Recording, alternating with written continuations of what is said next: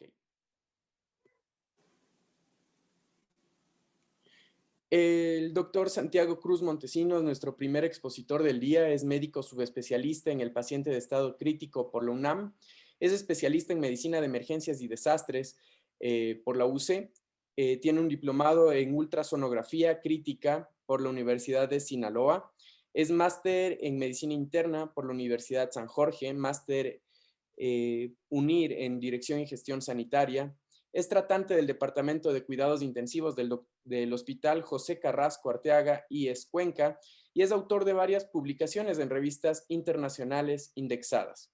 A continuación, con el tema Síncope en la medicina de emergencia, el doctor Santiago Cruz Montesinos. Bienvenido, doctor.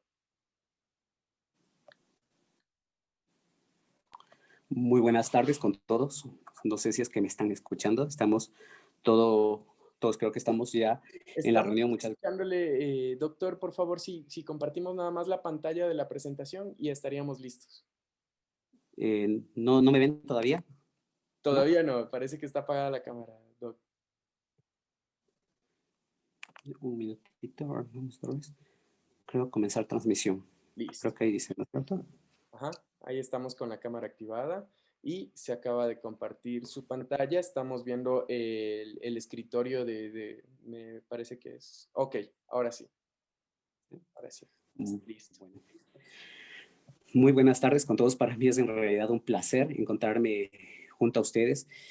En esta tarde abro el curso con el tema del síncope en la medicina de emergencias, un tema muy importante porque en realidad el síncope es una patología a la cual estamos enfrentados todos. Usualmente lo podemos ver en la mayor parte de las salas de emergencia de todos los niveles.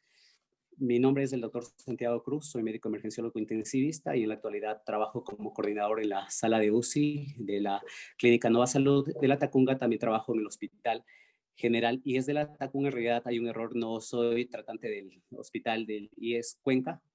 Sin embargo, sí trabajo también en la sala de medicina de emergencia y en el departamento de medicina interna del Hospital Clínica San Francisco de la Tacunga. En realidad no tengo ningún conflicto de interés. El único motivo es aquí por tratar de compartir ciertos principios, conceptos que les va a ayudar a desempeñarse en su diario vivir, en su atención diaria. Nuestros objetivos son describir el enfoque inicial del síncope en la sala de emergencia, discutir algunos criterios de admisión e identificar las manifestaciones electrocardiográficas, de tal forma que ustedes pues, puedan llegar a un entendimiento fácil a través de principios generales pero actuales y tengan una resolución rápida de sus casos. Podemos empezar diciendo que el síncope es una alteración de la conciencia, pero con la característica que va a tener una recuperación espontánea, sin la necesidad de alguna reanimación. La mayor parte de las etiologías usualmente no se llega a determinar. Sin embargo, en la sala de emergencia es importante que como emergenciólogos, como médicos de primera línea, identifiquemos los riesgos, identificar los probables resultados adversos de nuestros pacientes. Como tal, la definición universal es la pérdida transitoria de la conciencia con recuperación espontánea, sin necesidad de una intervención terapéutica y sin secuelas, como se les mencionó. Esto demanda una gran cantidad de recursos abocados a enfrentar esta patología, puesto que el 1% de las visitas a emergencia corresponden a esta patología y la tasa de prevalencia es del 10.5 a 19% de casos anuales. Esta patología se puede confundir con cualquier trastorno que pueda alterar el estado de la conciencia, principalmente con la epilepsia, con alteraciones metabólicas, con las intoxicaciones, así como también con el accidente isquémico transitorio.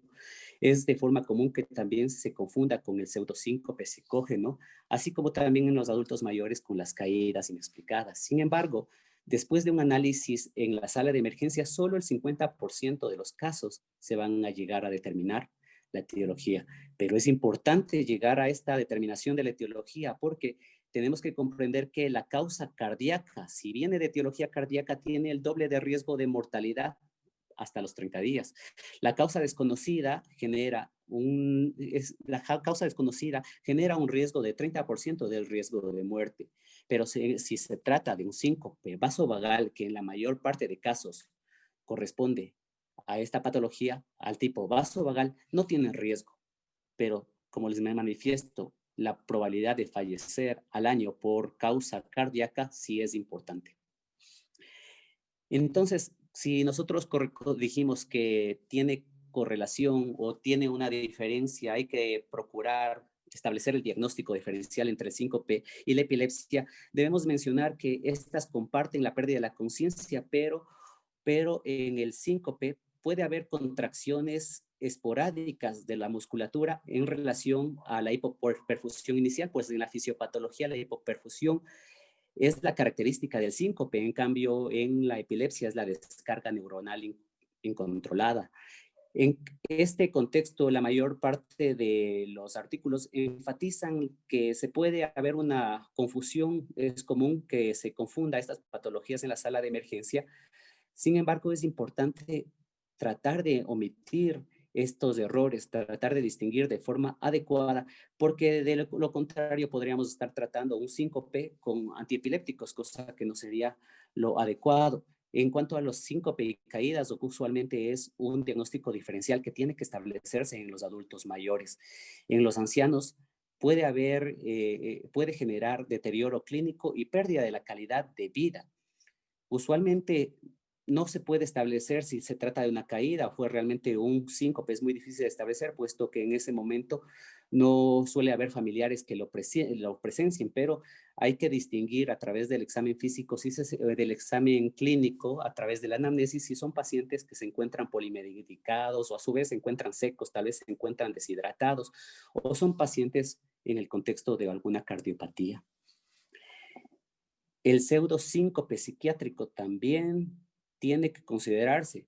Este se caracteriza por que se va a presentar con una caída, con una aparente desconexión, pero en este caso no hay una alteración de la perfusión cerebral como tal.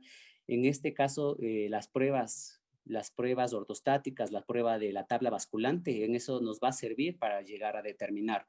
Ya vamos a hablar más adelante un poquito de esto. Sin embargo, en el pseudosíncope psiquiátrico no va a haber ninguna alteración hemodinámica, no hay hipotensión ni bradicardia, pero sí hay un componente psiquiátrico. Son pacientes que mencionan recurrencia de estos desmayos, de estos síncopes. Sin embargo, usualmente son pacientes que tienen estos síncopes con una duración prolongada, porque habitualmente estos cuadros, un síncope duraría menos de 2 minutos, menos de 4 minutos, pero en estos pacientes usualmente pues suelen durar varios minutos, a veces horas, entonces hay que considerar un probable trasfondo psiquiátrico. Así como también estos pacientes suelen tener los ojos cerrados, cosa que en el síncope no ocurre. En un síncope verdadero suelen tener los ojos entreabiertos. En tal virtud, es importante enfatizarnos determinar los riesgos.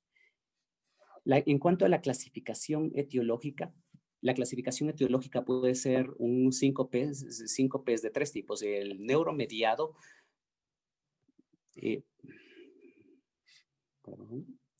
un síncope neuromediado, usualmente el síncope cardiogénico y los síncopes por hipotensión ortostática. Si hablamos de los síncopes neuromediados, el principal es el síncope vasovagal, que usualmente son determinados por alteraciones relacionadas a descargas adrenérgicas, como pueden ser pacientes que son muy nerviosos, pacientes que tienen alteraciones emotivas, se desmayan, o si no, en relación a contextos de alteración situacional, por ejemplo, presentan una tos y la micción y les viene pues el desmayo, el síncope, así como también puede tratarse en relación a un síncope cardiogénico que usualmente vamos a tener en relación a las taquiarritmias, a las bradiarritmias, o a su vez que tenga un trasfondo de alguna alteración estructural.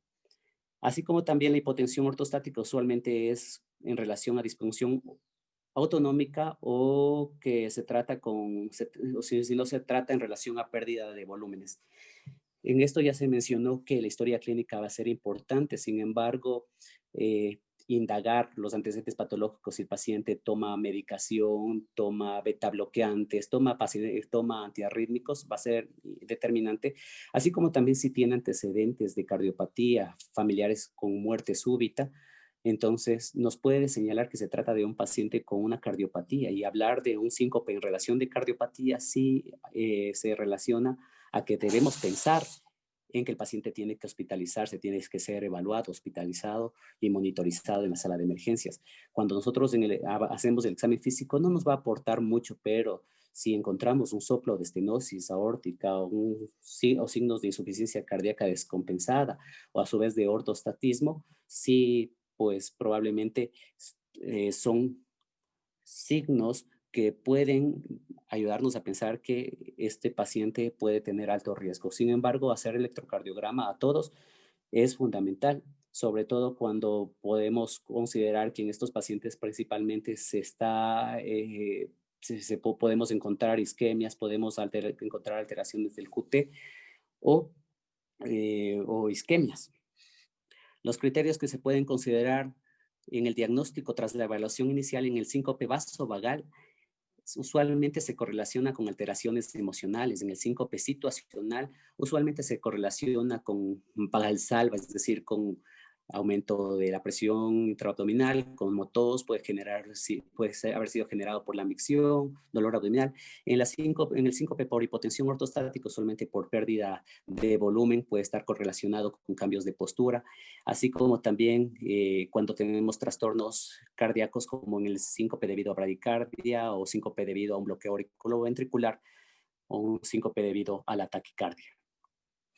Ya hay muchas guías que se han vertido en los cambios que se han determinado en la guía 2018 de diagnóstico de síncope. Claramente determina que se tiene que estratificar en síncope de alto riesgo, síncope de riesgo intermedio o de síncope de riesgo bajo. Los pacientes que tengan un criterio de síncope de riesgo bajo, estos pacientes pueden ser descargados y ser estudiados de forma ambulatoria, pero los pacientes que tienen criterios de riesgo alto son aquellos que se presentan en esta tabla, es decir, pacientes que tienen alteraciones en la fracción de eyección, es decir, si tienen una fracción de eyección menos de 35%, si hay antecedentes de isquemia, si hay antecedentes de insuficiencia cardíaca, de taquicardia supraventricular, de bloqueos bifasciculares.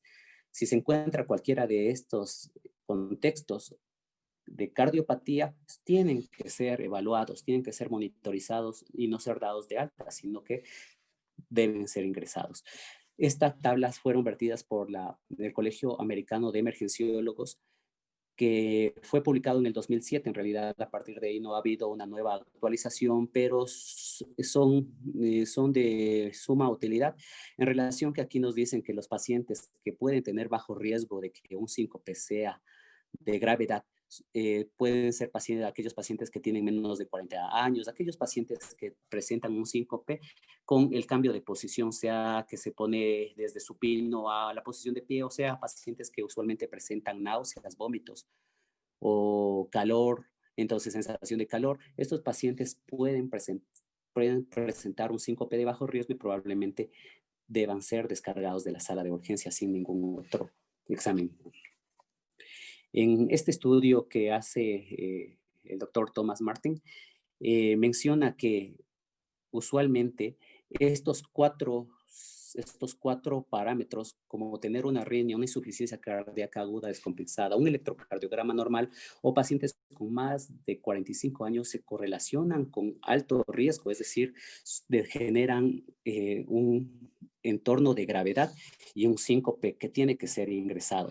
De la misma manera, se han hecho otros estudios que han evaluado la regla de San Francisco, y en esta regla de San Francisco principalmente incluye estos parámetros que se correlacionan con mayor mortalidad hacia el año. Entonces son arritmia, de la misma manera insuficiencia cardíaca como en la diapositiva anterior, así como el electrocardiograma normal, el hematocrito menor a 30 o una presión arterial de menos de 90 milímetros de mercurio. De la misma manera, en este estudio que se publica en el 2020 en JAMA, menciona que la insuficiencia cardíaca, el electrocardiograma normal, la ausencia de un síncope vasovagal, tener troponinas elevadas, una presión arterial sistólica menor a 90 o mayor de 180, son parámetros de alto riesgo. Es decir, aquí estamos viendo signos y síntomas repetitivos, pero que son de suma importancia a la hora de ingresar a un paciente porque señalan severidad. Este es un algoritmo que fue presentado por un grupo de especialistas realmente en un consenso que se publicó en el 2015, que nos determina primero que tenemos que considerar si se trata o no se trata de un síncope verdadero. Si no se trata de un síncope verdadero, debemos evaluar la probabilidad o el causal. Pero si es que realmente es un síncope, hay que determinar si es o no tiene alguna condición grave. Y si es que tiene alguna condición de gravedad, eh, determinar el riesgo. Entonces, un riesgo alto, como se les mencionó, tiene que ingresar a hospitalización, a evaluación, a monitorización y si es necesario, pues exámenes complementarios. Pero si es que se trata de bajo riesgo, el paciente tiene que ser descargado sin necesidad de mayores exámenes. Ahora, las condiciones que realmente amenazan la vida son este tipo de síncopes. Por ejemplo, un síncope cardiogénico o la presencia de una hemorragia, un síncope por embolia o una hemorragia subaracnoidea. Se los considera como síncopes que realmente pueden generar alto riesgo en la sala de emergencias. Si hablamos de una hemorragia que genere síncope, la causa más habitual suele ser una hemorragia digestiva. Hay que considerar que también puede estar en el entorno de una rotura de aneurisma, así como también un quiste ovárico, un embarazo ectópico o una rotura del vaso. En el contexto del síncope cardíaco es importante saber que esta nos genera el doble de la mortalidad que cualquier otro síncope y usualmente puede estar en el contexto de un paciente que se presenta con una arritmia, con una isquemia, con anomalías estructurales, entonces con las patologías valvulares, estenosis aórtica, así como también pueden presentarse como causal el taponamiento cardíaco o un trastornos de ritmo, trastornos de un marcapaso. Aquí en esta curva, en los puntos negros, muestra la mortalidad que se va a presentar al año en relación a los otros tipos de síncopes. Como ustedes ven, estos puntos negros están declinando, están hacia la caída, genera una supervivencia mucho menor. Se observa claramente cómo cae la supervivencia hacia el año. En cuanto al síncope vasovagal, también es uno de los más frecuentes. Se puede decir que corresponde al 25 o 65% de la incidencia, pero pese a que es uno de los, o el más prevalente, no tiene aumento de mortalidad. Y sin embargo, se puede considerar que está vinculado también la activación del sistema nervioso autónomo. La característica de estos síncopes vasovagales que pueden tener prodromos, como pueden ser mareo, aturdimiento, calor, diaforesis, náuseas, vómitos o dolor abdominal. La hipersensibilidad del seno carotidio es una patología que se correlaciona con el síncope vasovagal. Usualmente se da por compresiones externas en la zona o en el sitio, del seno carotidio. Usualmente se va a manifestar por una bradicardia, así como también una hipotensión. Y las causas habituales son un cuello apretado, mover la cabeza, así como también afeitarse. Esto sobre todo tiene que sospecharse en pacientes, en adultos mayores que tengan recurrencia de los estados sincopales. Los síncopes ortostáticos, que también son de los más comunes, tienen una incidencia del 5 a 24%.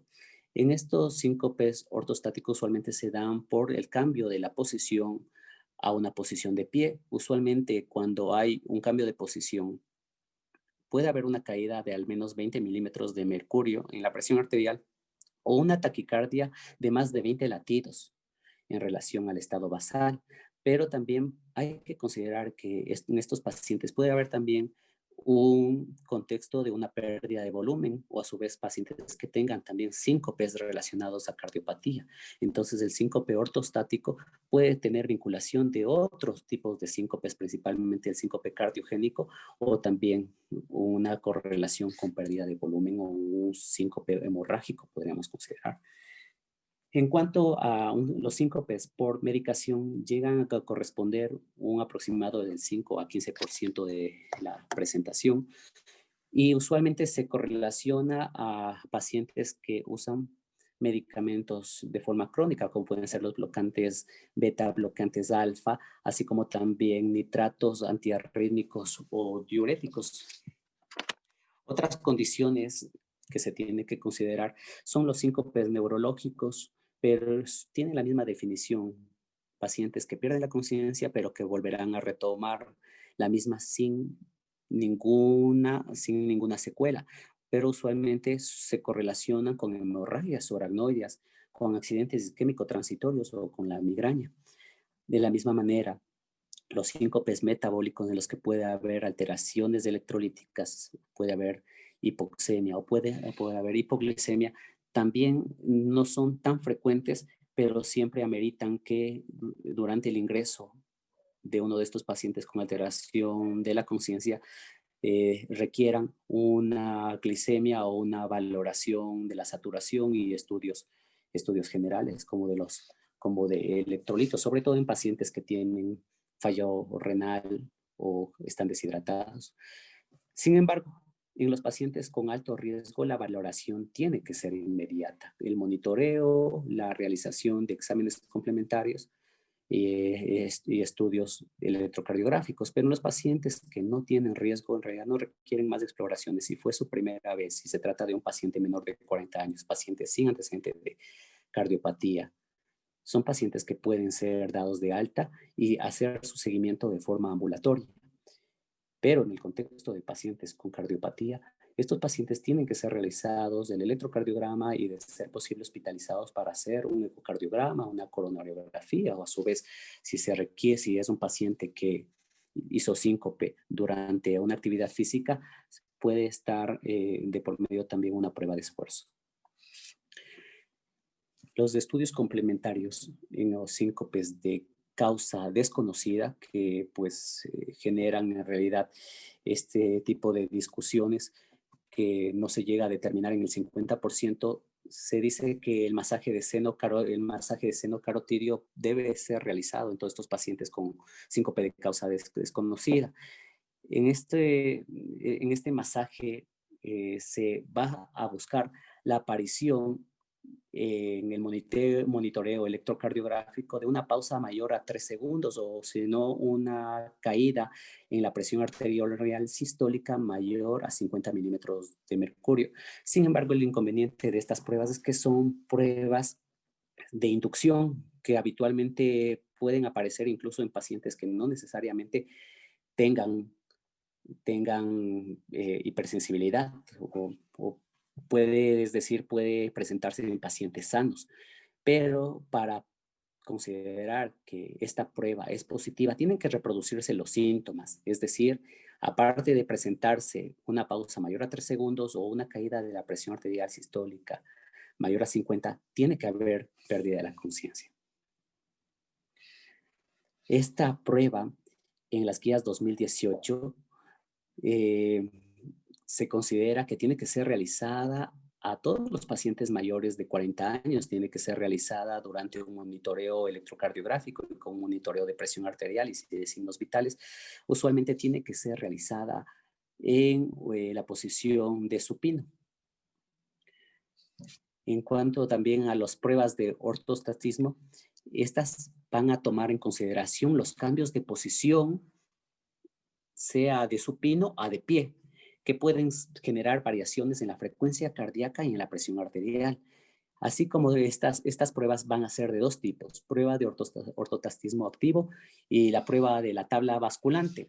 En la prueba de ortotastismo activo va a analizar de la misma manera como se les menciona la variación de la presión arterial y de la frecuencia cardíaca, pero esto con un levantamiento, es decir, con un cambio de posición activo, es decir, inducido por el mismo paciente. Esta variación va a ser más común en adultos mayores y se va a correlacionar con alteraciones en el sistema nervioso autónomo, que usualmente son determinadas por patologías como diabetes, Parkinson o el uso de fármacos hipotensores. De la misma manera, se tiene que monitorizar de forma manual la presión arterial al inicio y después de los 3 minutos del cambio de posición. El diagnóstico del ortotastismo activo pues será en aquellos pacientes que presenten una caída más de 20 milímetros de la presión arterial sistólica o mayor a 10 de la diastólica.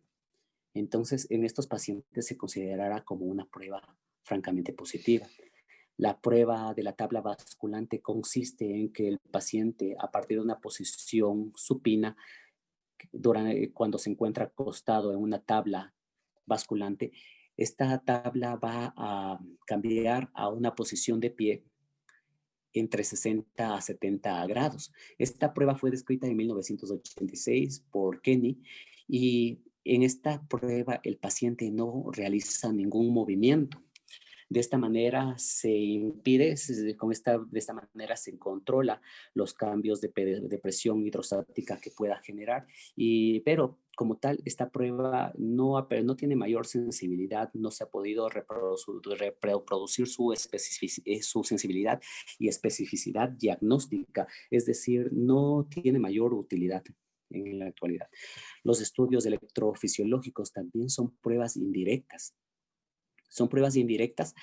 pero que también en realidad no se los está utilizando de mayor forma en la actualidad, pero todavía están descritas sobre todo para evaluar a aquellos pacientes que tienen patologías como disfunción sinusal o aquellos que se les quiere inducir o estudiar el mecanismo bradiarrítmico o de las taquiarritmias. Sin embargo, el estudio electrocardiográfico o el estudio Holter ha evidenciado que puede ser de mayor utilidad, sobre todo porque en el Holter se puede monitorizar hasta 48 horas los trastornos de conducción.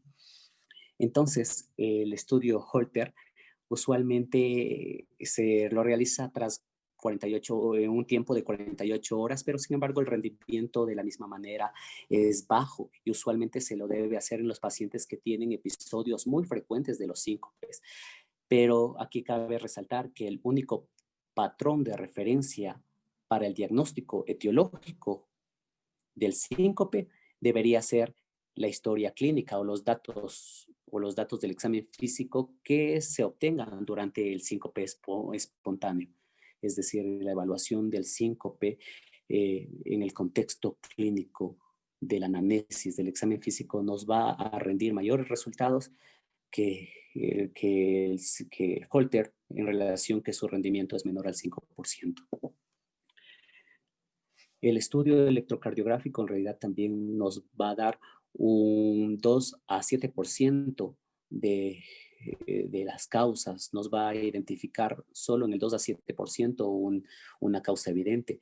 Usualmente en estos pacientes hay que estudiar el QT, en pacientes que tengan menos de 440 milisegundos se considera como un QT corto y se tiene que evaluar el síndrome de QT corto que puede generar muerte súbita. Así como también en estos pacientes hay que identificar estos parámetros que se correlacionan con mayor mortalidad: ritmo no sinusal, el bloqueo de rama izquierda, signos de isquemia o infarto, así como también el patrón de Brugada, que como ven en la imagen derecha, en las derivaciones B1, B2, B3, va a evidenciarse la elevación del ST a manera de una aleta del tiburón.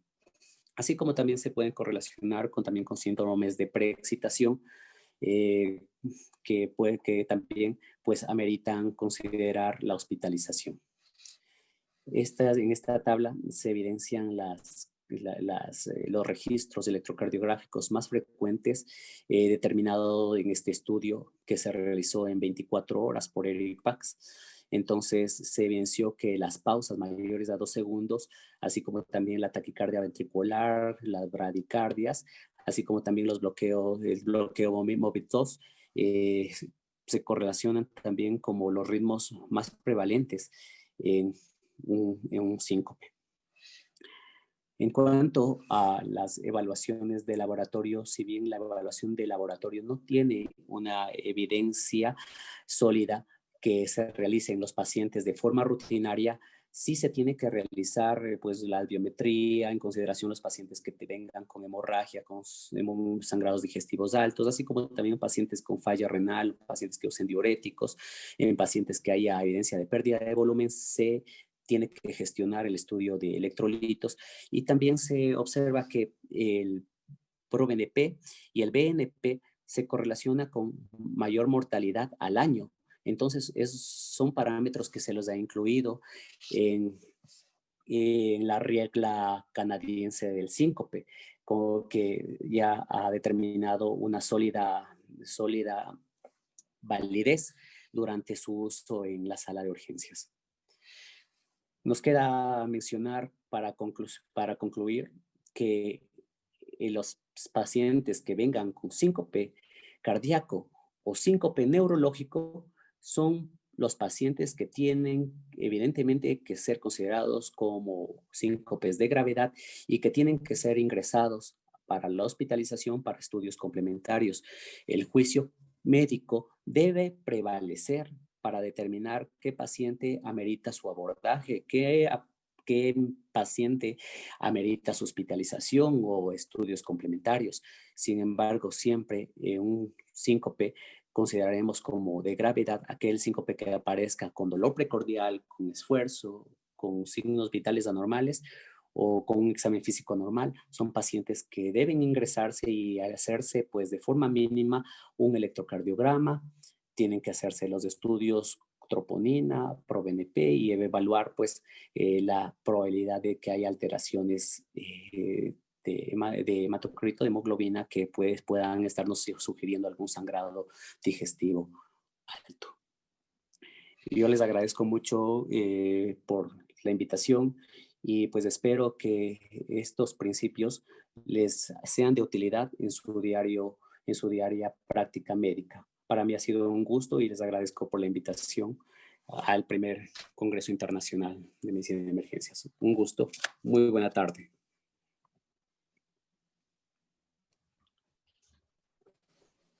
Muchas gracias, doctor Cruz. Realmente ha sido un enorme gusto tenerle entre nosotros el día de hoy, en esta tarde, y más aún aperturando este evento científico. Quisiera trasladarle algunas preguntas.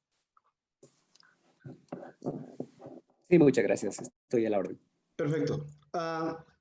¿Cuándo ocupar la regla de síncope de San Francisco como regla de predicción de resultados graves? ¿Sirve para tomar alguna decisión? La regla de síncope de San Francisco, acá como lo tengo, estoy buscándole acá. Definitivamente que fue ya validada.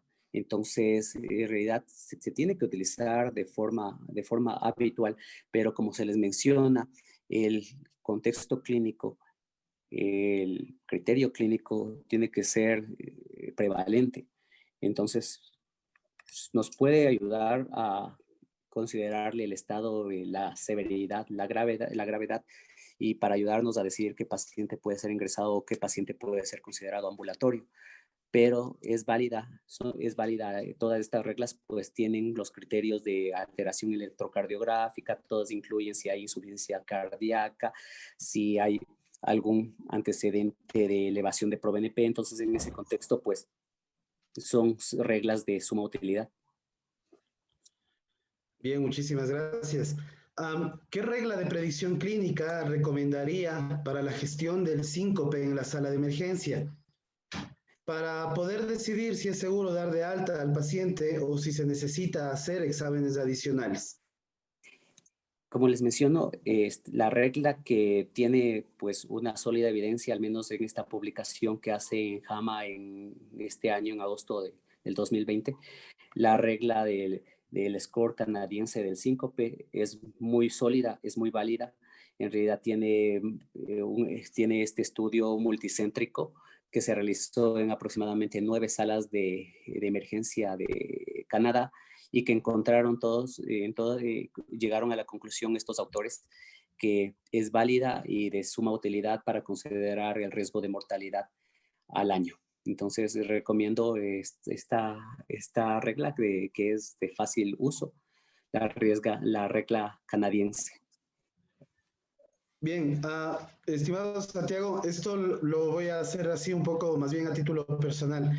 La regla canadiense necesita establecer ya exámenes adicionales, por ejemplo, electrocardiograma, troponinas, para poder medir, entre otras cosas, el QT, que como mencionaste hace un momento, podría estar prolongado, o con un QRS mayor de 130 milisegundos. Ahora, ¿cómo decidir? Esa es la pregunta. ¿Cómo decidir a qué pacientes pasarles para el electrocardiograma, para los electrolitos, el ProBNP, que no todas las salas de emergencia lo tienen?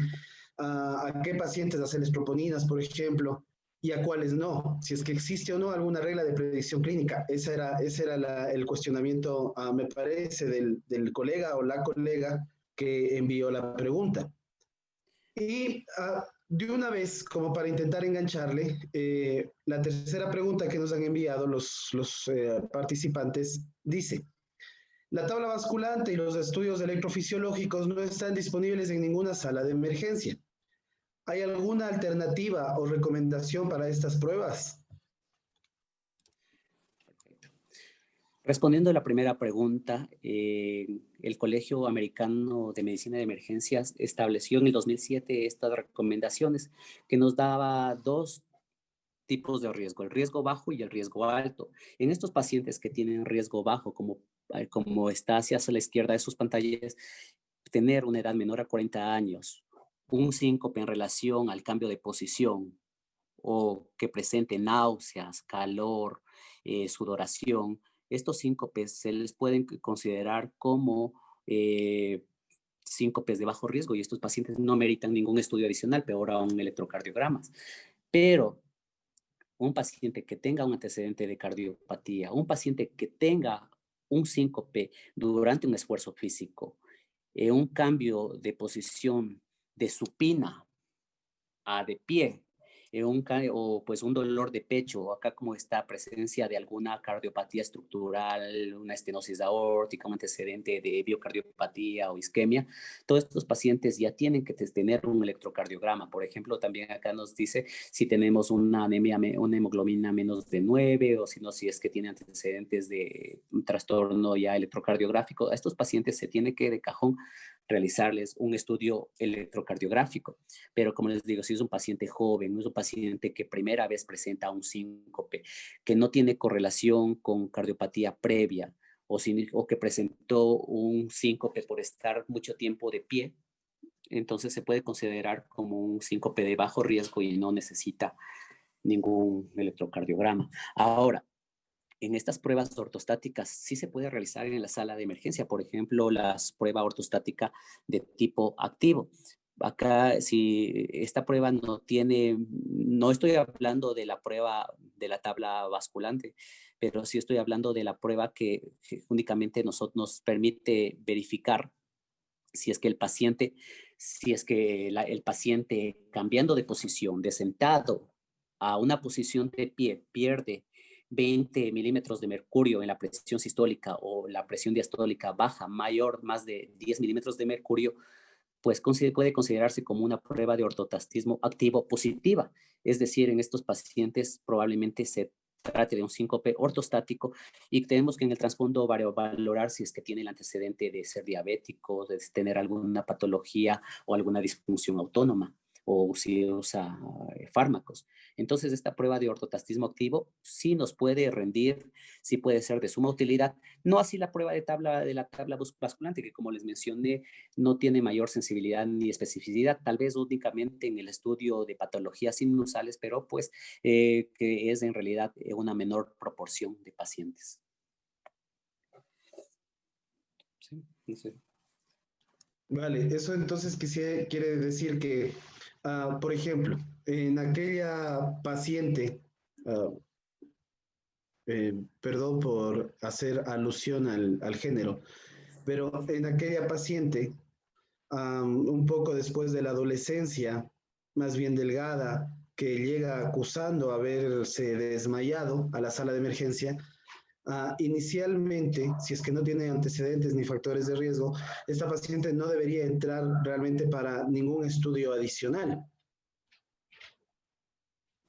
a Eh, menos pues que se detecten alteraciones significativas o alteraciones en sus signos vitales. ¿Sí? ¿Es así? bueno, nosotros, tu pregunta, no te la alcancé a escuchar muy bien, no sé si es que estoy bien, que te referías a una mujer joven sin alteración en sus signos vitales. Así Y, mismo. O con ya, una alteración mínima en sus signos vitales.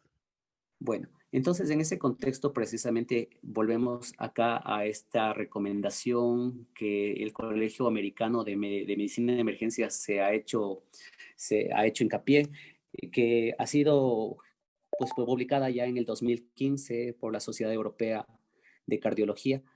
En este algoritmo que, como les digo, están acogiendo distintas sociedades, toma en cuenta si primero si es que se trata de un verdadero síncope, es decir, si es que tiene la característica de que la pérdida de la conciencia con la recuperación espontánea, sin ninguna intervención. Es decir, si cae como un auténtico síncope, nosotros tenemos que definir si esta tiene una condición que ponga en riesgo o que precisamente sea en relación a otra patología. Puede ser, por ejemplo, que el paciente se tropezó, que el paciente de pronto pues tenía ya alguna patología previa, por ejemplo, el paciente era epiléptico, entonces eso no corresponde a un síncope. Entonces hay que determinar claramente si se trata por otra condición y si es que excluimos esto y consideramos que sí está en relación a un síncope, determinar si es que hay algún grado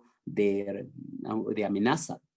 Entonces, ese grado de amenaza, como me vuelvo y les insisto, puede relacionarse a la presencia de algún antecedente de isquemia, algún antecedente de dolor precordial, algún antecedente de que el paciente está de pie, está sentado, se pone de pie e inmediatamente se cae, o pues con un trastorno del ritmo, o algún antecedente de cardiopatía que ya presente, ya esto nos va a señalar que el paciente requiere su hospitalización. Entonces es válida este algoritmo que es sencillo, que nos cataloga en tres tipos de riesgo, determinándose que el riesgo intermedio y el riesgo alto son grados que tienen que ser evaluados en el hospital.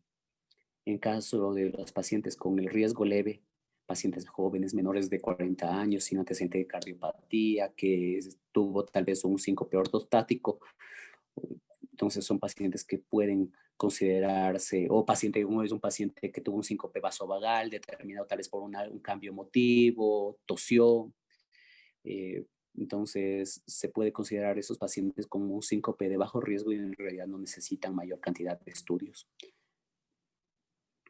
¿Sí? No sé si es que tenemos alguna otra pregunta. Sí, voy a trasladar tal vez la última pregunta que tenemos. Una de las participantes dice, a veces no estamos presentes en el lugar de los hechos y los testigos nos cuentan que sí hubo pérdida de conciencia. ¿Hay algún examen que se pueda hacer a nivel prehospitalario que lo confirme? Bueno, entonces, cuando, cuando hay un síncope, usualmente ocurre, el caso que tú mencionas ocurre habitualmente en adultos mayores, en los que son encontrados en su domicilio con alteración de la conciencia, que no se sabe si es que se cayó o realmente tuvo un síncope.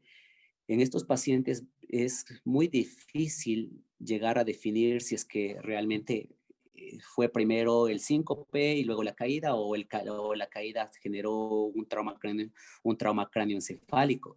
Sin embargo, en la prehospitalaria no vamos a tener algún recurso que nos pueda orientar a qué mismo, tal vez únicamente la información de los familiares, si es que alguien tal vez tiene ya presente que el paciente tiene algún trastorno ortopédico, el paciente no puede caminar, tal vez algún antecedente en la historia clínica, de pronto que el paciente usa fármacos, beta bloqueantes, nos puedan tal vez guiar.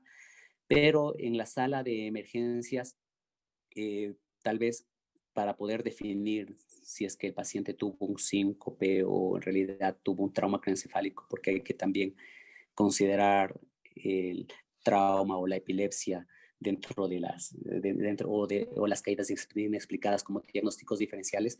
Nosotros en la sala de emergencia podremos valorar el diámetro del nervio óptico, que se denomina la vaina del nervio óptico, que usualmente es menor a 0.6 centímetros, o sea, menor a 6 milímetros. Entonces, si es que tiene un diámetro menor a esto, de pronto, pues, consideramos que no se correlacione con edema cerebral o con una lesión ocupante de espacio. Eso sí nos permitiría descartar en escenarios de bajos recursos.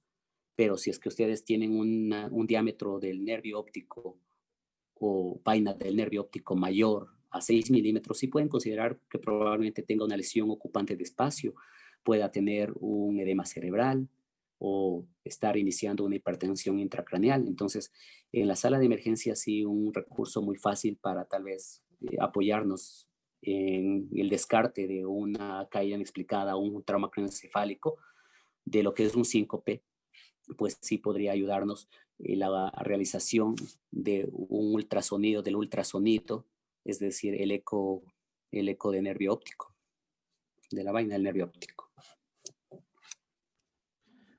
Santi, en la experiencia habitual existente hasta ahora, bueno, ya está un poco más allá, Santiago, de la sala de emergencia, ¿no? Ya tiene su alta especialidad en cuidado crítico, en cuidado intensivo, pero en la experiencia de lo que ha logrado ver hasta ahora, Santi, ¿cuál es el síncope que más frecuentemente se ve? ¿Es el vasovagal?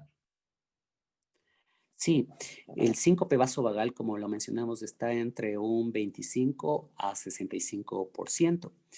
Entonces, es el más frecuente. Gracias a Dios, como mencionamos e insistimos, el síncope vasovagal no tiene mayor aumento en la mortalidad. Es el que más frecuentemente se lo encuentra, se correlaciona con cambios de posición, que el paciente estaba acostado y se puso de pie, que el paciente estuvo mucho tiempo parado, que el paciente no ha comido, entonces algunas cosas que de pronto estuvo su volemia muy baja, entonces se correlaciona también con el ortotastismo, que también es parte de los síncopes vasovagales. Y podemos decir que es el más frecuente, es el más habitual y gracias a Dios es el que debe ser evaluado de forma ambulatoria, que no requiere hospitalización o al menos pues sí requiere una evaluación médica, pero no ingreso hospitalario. Claro, y es justamente este, pienso yo, también el que muchas veces nos complica un poco el momento de intentar dar de alta, por ejemplo, a los o las pacientes, ¿no? Pacientes que han estado recibiendo medicación, como por ejemplo medicación analgésica de tipo opiáceo, como por ejemplo tramadol, o que han estado mucho tiempo recostadas ya en la camilla, recostados en la camilla y son dados de alta y se incorporan de golpe, por decirlo de alguna forma, y presentan un síncope en la sala de emergencia, sin que ese haya sido el motivo de consulta. Entonces, me parece que también es algo que hay que tomar en cuenta, ¿no? No sé qué piensas, Santi. Sí, como tal, eh, los otro tipo de síntomas de síncopes se pueden correlacionar eh, con estados de hipersensibilidad, es decir, por ejemplo, pueden ser procesos anafilácticos, pacientes que toman algún tipo de medicación y se hipotensan, pacientes de pronto que son, tienen alguna picadura de insectos y genera una anafilaxia que precisamente va a generar una alteración transitoria del estado de la conciencia, pero que, pero que viene a constituir una muy escasa proporción de los tipos de síncopes. En ese contexto, puede haberlo, pero más habitual es el síncope por polimedicados, por pacientes que usan múltiples medicamentos que es más habitual en adultos mayores y como se les mencionó, usualmente son pacientes que tienen cardiopatía, pero que ya vienen utilizando medicación antiarrítmica, son pacientes que vienen con depresión de volumen, pacientes con insuficiencia renal que usan diuréticos, pacientes que usualmente utilizan los bloqueadores, sea los bloqueadores de calcio, bloqueadores beta, los bloqueadores alfa, es decir, pacientes que tienen un trasfondo de hipertensión arterial y que vienen utilizando medicación que influye en el estado hemodinámico y que puede predisponer a bajos flujos cerebrales, llevando pues al principio de la fisiopatología del síncope, el bajo flujo cerebral. Entonces, ese contexto es habitual y como les digo, el síncope por medicamentos está entre el 5 a 15% de los casos, pero no así el síncope por anafilaxia, que es muy raro, que pues el contexto para su descripción es muy escaso.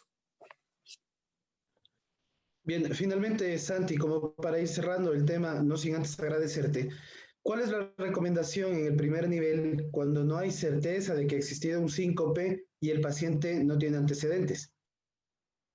¿Qué hacer? Entonces, pues la evaluación, primero, como tal, como nos dicen todas las guías, precisamente estadificar el riesgo.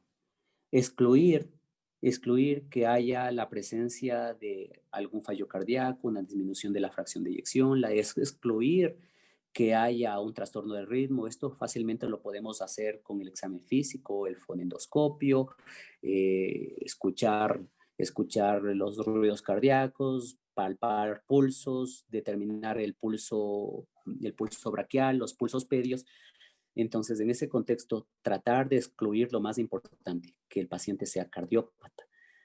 Tratar, si es que podemos, si podemos asegurarnos y por ser un examen barato, accesible a la mayor parte de los centros médicos u hospitalarios, pues podríamos hacerle un electrocardiograma y definitivamente si es que en realidad no hay indicios de patología cardíaca, el paciente podría ser considerado de bajo riesgo y pues ser derivado para que siga siendo valorado en primer nivel en atención ambulatoria.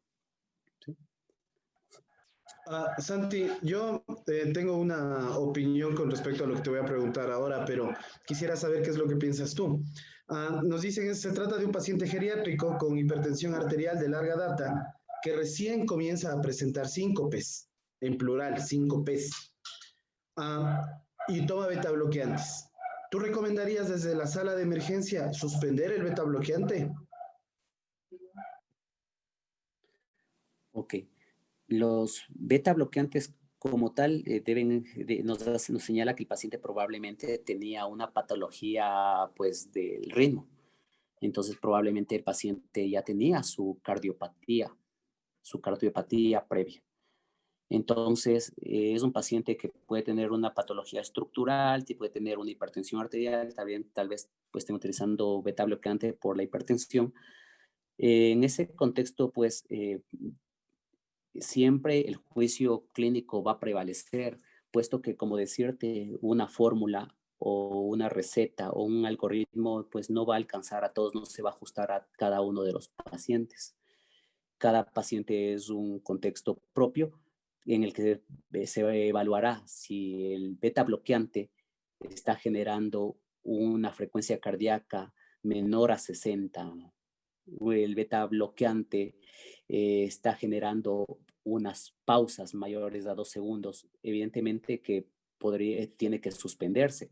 Pero si el beta bloqueante no se correlaciona con la probabilidad de que haya trastorno del ritmo o el beta bloqueante está favoreciendo al control de una crisis hipertensiva, no será óptimo suspenderlo. Pero evidentemente que sí, si es que el beta bloqueante está generando pausas, está generando una prolongación del QT, está generando una bradicardia, evidentemente que será necesario suspender el beta bloqueante. Es decir, volvemos a que el juicio médico, a la conclusión de la charla, precisamente que el juicio médico tiene que ser el que debe primar en el contexto, más allá de las mismas reglas o scores que pueda haber. El juicio médico tiene que primar sobre todo, sobre todo el contexto clínico y de reglas o scores.